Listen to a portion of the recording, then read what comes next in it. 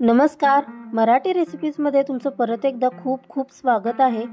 आज आपण अगदी 10 ते 15 मिनिटांमध्ये तयार होणारा ज्वारीचा पिठाचा डोसा बनवतोय. त्याचबरोबर यासोबत खाण्यासाठी एक आपण चटपटीत चटणीसुद्धा बनवली आहे. तर व्हिडिओ शेवटपर्यंत पहा. तर हा डोसा बनवण्यासाठी सगळ्यात आधी 1 वाटी ज्वारीचं पीठ घ्यायचं आहे. याच्यासोबत बाइंडिंगसाठी आपण 1 वाटी रवा घेतलेला आहे. अर्धी वाटी दही घ्यायचं आहे. आता ज्वारीचं पीठ ज्या वाटीनं घेतलं तीच वाटी भरून आपण 1 वाटी पाणी घ्यायचं आहे. हे सर्व आपण एकसारखं मिक्स करून घेऊया.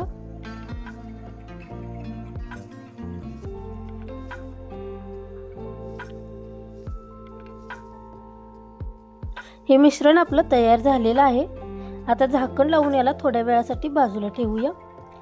तोपर्यंत आपण एक चटणी तयार करून घेऊया. यासाठी 4 चमचे शेंगदाणे घ्यायचे,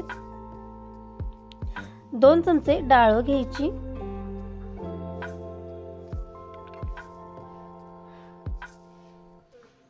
काही खोबऱ्याचे तुकडे घ्यायचे,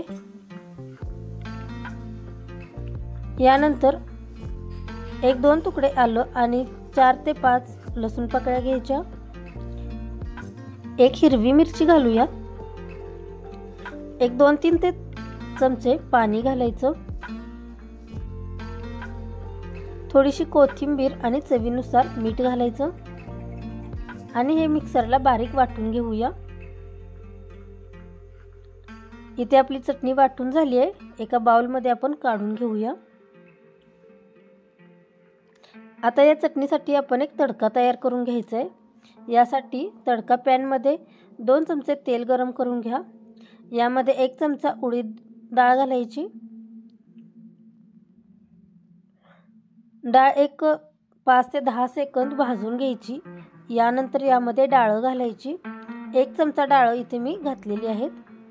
ही सुद्धा तेलामध्ये आपण 1 मिनिटभर तळून घ्यायची, म्हणजे व्यवस्थित भाजली पाहिजे डाळ. यानंतर अर्धा चमचा जिरं घालायची आणि 1 हिरवी मिरची घालायची आणि हा तडका आहे तो आपण तयार केलेल्या या चटणीमध्ये घालायचा. चमच्याने हे छानसं मिक्स करून घेऊया.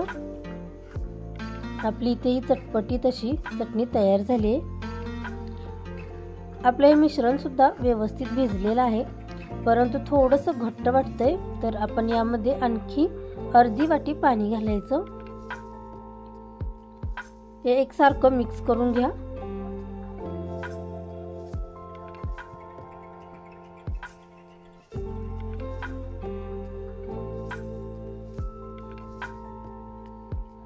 आता आपल्याला या मिश्रणामध्ये आवडीनुसार भाज्या घालायच्या आहेत.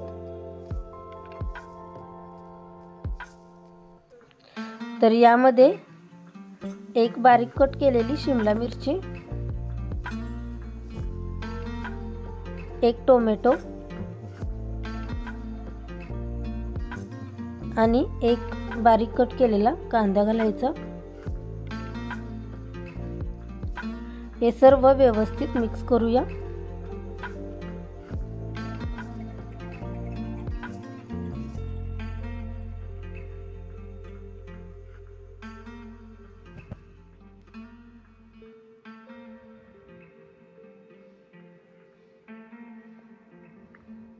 हे मिश्रण आपलं तयार झालेलं आहे.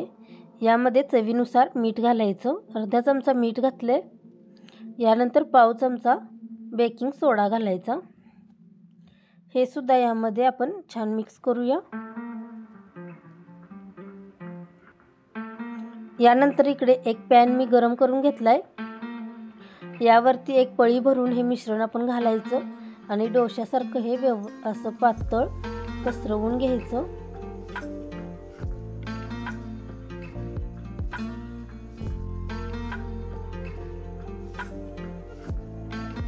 सकाळच्या नाश्त्यामध्ये किंवा मुलांच्या डब्यामध्ये तुम्ही हा डोसा देऊ शकता. वरची बाजू कोरडी झाली की समजायचं की हा व्यवस्थित खालून पचलेला आहे. यानंतर आपण हे पलटून घ्यायचा.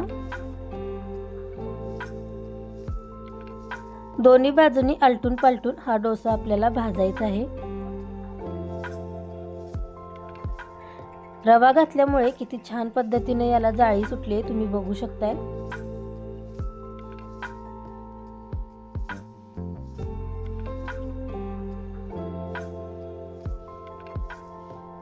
हा ज्वारीचा पिठाचा डोसा इथे तयार झालेला आहे।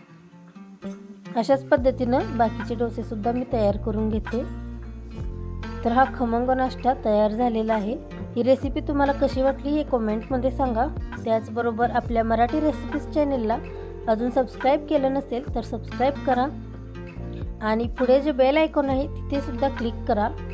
यामुळे मी ज्या रोज रेसिपी अपलोड करते याची नोटिफिकेशन तुम्हाला मिळत राहील।